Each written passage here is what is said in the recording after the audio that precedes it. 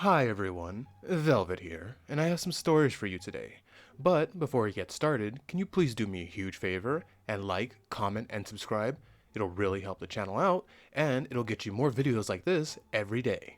Let's get started. And our first one's from Throwaway JLC000. Am I the behold for refusing to eat a vegan meal at my vegan friend's place? So me, a 22-year-old female, and my group of friends have the tradition of having movie nights every Friday/Saturday. Usually the same two people host due to availability/space in their home/roommate situations. And we'll either all contribute with snacks, the host will provide the food and drinks, and we'll all chip in, or we just order in whatever app has the lowest delivery fee. One of the guys in the group had been dating this new girl for a couple of weeks, and he wanted to introduce her to the group, and I guess she wanted to make a good impression, so he told us that she wanted to host the movie night that week. We all thought it was super considerate and agreed, since she seemed like a really nice girl and the gesture was really kind. When the day came, we asked what she wanted to do in terms of food, and she said she'd just provide the food. Obviously, that was fine with us, since we did that already sometimes, so we agreed. However, when we got there, it was all this vegan and fit type food, which is nothing wrong with it, but it's just not something we wanted to eat on a Friday movie night. It was a lot of vegan sushi type stuff, random stuff rolled up with cucumbers, fruits on skewers, and crackers with dipping sauce. We didn't know she was a vegan at first, but upon looking at the food selection, we figured. When she told us a price, we all got a little confused, to say the least.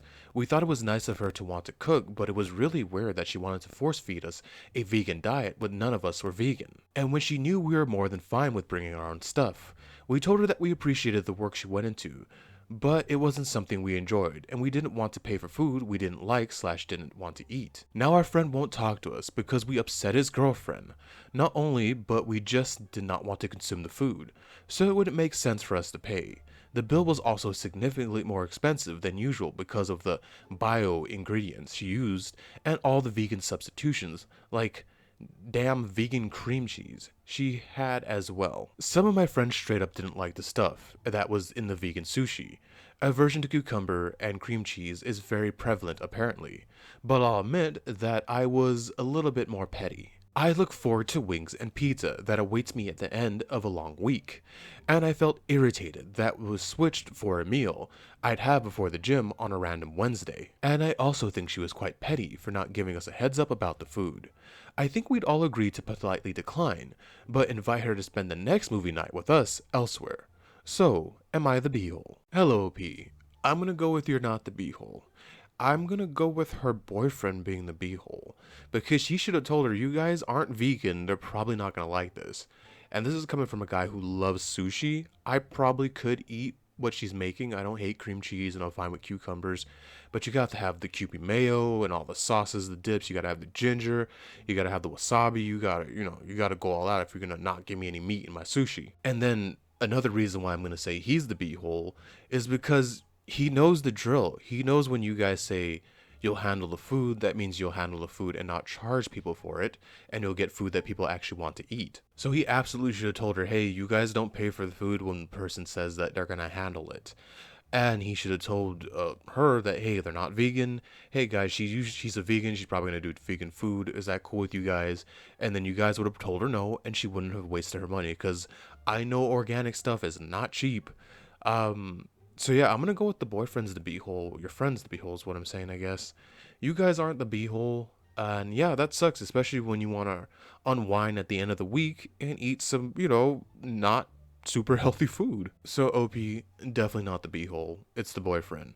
And maybe I'm hesitant to give it to her because it sounds like she was in the dark like the rest of you guys, you know what I mean? I'm pretty sure she would have been like, oh, okay, if we can't do vegan food, I'll just come to your guys' thing and I'll bring a platter or whatever. And I like how he's not talking to you guys and wants to get all uppity when you guys did nothing wrong. Like, you can't force people to eat what they don't want to eat, and you can't spring it on them. You guys didn't know. He's the one who should have known. You guys aren't going to contact his brand new girlfriend that you know nothing about and you're trying to establish a friendship with. OP, not the beehole. Our next one comes from Throwaway Broken Glass.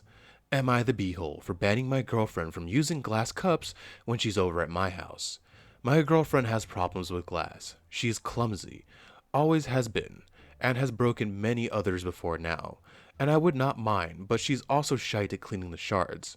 This past week alone, she has dropped 3 glasses, 1 jar, 2 bowls, a coffee cup, and busted a plate by leaving it on the stovetop while the oven was preheating, despite being warned many times before that the items should not be on the burners when the oven is heating because the conduction carries through. She has been stressed out at work, so I kind of attribute a lot of it to that.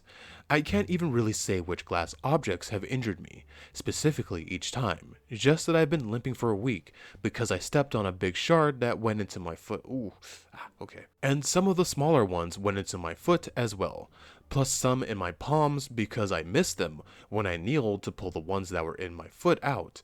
I have stepped on or pressed my hand into glass 4 times this week. Jeez, man, it's like Die Hard on crack. Tonight, when she asked for a soda, I poured it into a plastic cup instead of a glass one, like she prefers, and said she couldn't use my glasses, and she pitched a fit. I can't phrase it any differently. She progressively got angry at me for bringing up the other broken glasses, because they were just accidents. And I shouldn't punish her, especially because I started mentioning the others before this week. But even so, I'm sick of going through gauze and tape. She insists I'm making a mountain out of a molehill, and I should clean it up myself to my specifications because she does her best. OP, it doesn't sound like she's really considerate of you. You're over here getting shredded and bleeding out using gauze to wrap yourself. It's got to be bad if you're, gauzing it, not, band-aids and stuff. I don't know what her deal is, but she needs to clean better, or she needs to accept that she's just a clumsy person and can't be around glass. Personally, I would have just got her one of those metal cups. I have a water cup that's just for water and metal. I'm not clumsy. I just like it, because it holds the cold, and if you drop it, it won't shatter into a million pieces on my floor, and I don't have to pick shards out of my foot, because I've had that happen before, and it's not fun. And I like how she's trying to put the blame on you with, oh, you should just clean it up better to your specifications.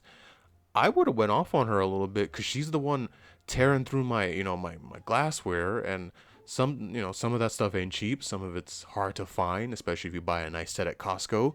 They never have the thing you like the next week. And she's over here throwing a tantrum like a child. OP, put your foot down and tell her no glass, because I'm tired of having to pick, glass out of my foot. That shouldn't have to be a thing you do every time she's over. And she needs to drop that attitude, or I'd be done with her, because if she's being so inconsiderate. You're over here bleeding out, and she's just like, you suck. You clean it yourself. OP, you're not the beehole, and I would look into ditching this one, because it sounds like you're not gonna make it if you're over here bleeding out from, shards of glass. Oh, again, OP, not the beehole. Our next one comes from Financial Mortgage 15. Am I the beehole for expecting my wife to do most of the pool upkeep? I, a 36-year-old male, and my wife, a 35-year-old female, purchased our house 3 years ago. When we were in the market for houses, my wife stated that she explicitly wanted a pool. I didn't really care too much for a pool, but we had a flexible budget, so I guess why not? I requested, though, that if we bought one, she would do 80% of the upkeep, if not all of it. She agreed. Fast forward to now. I've done 90% of the upkeep, and my wife had an excuse every time I asked her to help me clean the pool, or to check the alkalinity or the pH level of the pool. She always said, too tired, or she'll do it later. I let it happen the first couple of times, but it's getting kind of frustrating now. But luckily, I have 2 employees that are extremely helpful. My son, a 7-year-old male, and my daughter, a 6-year-old female. Very well paid. No complaints so far. Yesterday, my employees were using their time off to go to school, so I got to cleaning. Technically draining, but it took long enough that was just about done by the time my wife got back home. By the time we were heating to go to bed, I asked if she could clean it on Saturday, or I could help, but she hit me with, I'm busy. She doesn't need to work on Saturday. I kind of got upset about it and told her that she should be doing 100% of the upkeep. Anyways, I'm going to stop taking care of the pool from now on. She just told me to stop bluffing and went to sleep. Fast forward to this morning, and she doesn't even want to discuss anything pool related or even related with me. Am I the beehole? No, you are not the beehole. This kind of feels like when kids are asking their parents for a puppy, and the parents are like, hey, you gotta take care of it, you gotta feed it, you gotta clean up the feces, and they say yes, and then they do that for maybe a week, and then it ends up to the parents taking care of the animal. It feels like that, but worse, because at least with kids, you know what I mean? They're kids. You're not expecting them to do that 100%, but it's a learning situation. Plus, if I was a parent, I'd want a dog too. Any excuse to get another dog. But like I said, it's worse because she's a grown adult and you told her, hey, you wanted this, you gotta handle this. And she's over here making you do it. OP, I'm surprised you handled it as long as you did. Personally, if I were you, I would do what you said you were going to do and not upkeep the pool. But I wouldn't let the water stay there and remain stagnant. That's how you get mosquitoes. You do not want that. So make sure to drain the pool and then leave it alone. Let her figure it out. She wants to use the pool to go swimming with her friends in the summer and all that. She's got to fill it. She's got to clean it. She's got to do all of that. Do not go near that pool, OP. Don't even go in the pool. Don't even give her that little satisfaction like, oh yeah, you want to use the pool. Don't even do that. That pool doesn't exist anymore, OP. Just make sure you drain it because you don't want mosquitoes living in your backyard. Not the beehole. Oh, quick little pop in. I have a family member who bought a pool, and I see the stuff that he goes through. Yeah, I don't want a pool. They're fun to play with, but I can't swim, so I don't want a giant thing that could take me out, and that I don't want. I don't want to deal with the stress of dealing with a pool. We already had to go over there and try to fix the pump or whatever it is. That wasn't fun. So yeah, I have no love for pools. And our final one comes from Professional Do 5960. Am I the beehole for telling someone a show wasn't actually anime? So, my friends and I have been hanging out a lot more, and a few of us are pretty big fans of anime. We were talking about stuff, and one of my other friends mentioned that he hadn't really seen much anime, and we started getting the idea to watch some series together, so he can experience them. We started listing off some of our favorites and compiling a list of options. One of the people in the group, who's a bit new, spoke up and said her favorite anime were Avatar and Teen Titans. I ended up replying with something like, oh, those aren't really anime, but we can add them to the list anyway, and put them down. And she replied, asking what I meant. I told her that anime referred to animation made in Japan, and since both of those are made in America, they weren't anime. She started to argue with me, saying I was wrong to say that they meant they weren't anime, and argue back for a few seconds before ultimately deciding it wasn't really worth continuing to fight over, and tried to just drop it. She kept arguing back, but eventually stopped since I stopped engaging. Later, we noticed she was kind of acting quiet, and another friend asked her what was wrong, and she said I had been a jerk, and acted like a snob. I apologized if I made her feel bad, and explained I wasn't looking down on her taste, and apologized if I came off dismissive or rude, because it wasn't my intent at all. I told her that I didn't mean to imply the shows not being anime made them any lesser, but she kept insisting I apologize and admit she was correct. I tried to make it clear that I wasn't trying to judge her or insult her in any way, but she refused to talk to me unless I told her she was right. Am I the beehole? I probably could have made it more clear originally that I wasn't trying to be condescending, but only that the thing she really seems to want is to admit that I'm wrong. Ah, we're in my wheelhouse now. Grew up loving anime, was a big weeb growing up, calm down. Favorite anime, Yu Yu Hakusho. I wish I could say my favorite manga was my favorite anime, but the anime of that manga is dog crap. My favorite manga is Gantz. Like, I'm OG, growing up in the 90s, watching Sailor Moon before I went to school, and, going to Best Buy and trying to hunt down anything I can get my little hands on because it's hard to find it in America.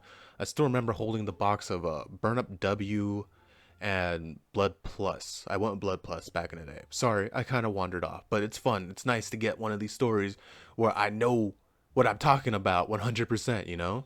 But, OP, you're 1,100 million billion percent correct. Avatar and what was the other one? Teen Titans are not anime. Now, I can kind of get where you're coming from because they do take influence like Totally Spies. That's not anime, but they're influenced by anime. Heck, my style is anime. I do want to switch back over to old school Western style where the female characters look good. I have no interest in this modern day stuff. And let me say this, I love Teen Titans. I despise Teen Titans Go. I wish we had gotten an ending to the Teen Titans series. And I love Avatar. If we're talking about the one with Aang, that one's great. Korra was dog crap. I watched all of it. I hated it. I hate Korra. I think the only character I liked in that was maybe Asami. I think that's her name, the goth chick who's not a goth chick, but she's like an inventor. I liked her.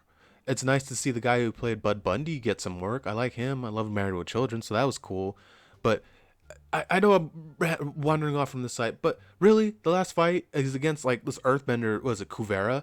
And Korra can't win because she just can't use her powers to beat the giant robot, and it was just a giant robot. They should have made Amon the final fight because Amon was actually threatening and scary because he can take away something you were born with and just shut it up. And eventually, find out I think he's just like blood bending or something. It's been a while. I only watched it once. Never gonna watch it again. But Amon was like the only threatening villain. Well, the guy in season 2 was it Tarlac? He sucked. Everybody sucked. That whole thing sucked. Sorry, I wandered off. But OP, yes, you are right. That is not anime, even though I love those two shows, not anime. So, OP, do not apologize because she is wrong. You don't apologize when you're right. And you didn't come off as rude, mean, or condescending. Because I would have done the same thing. I'm like, oh, those aren't animes, but I'm not going to turn down rewatching Teen Titans or Avatar again. You know what I mean? So, again, OP, 1,000, 1 billion, more billion percent, you are not the beehole. Thank you so much for staying with me to the end of this video. Can you please do what I said in the beginning and like, comment, and subscribe? It will really help the channel out, and it'll get you more videos like this every day. Velvet out.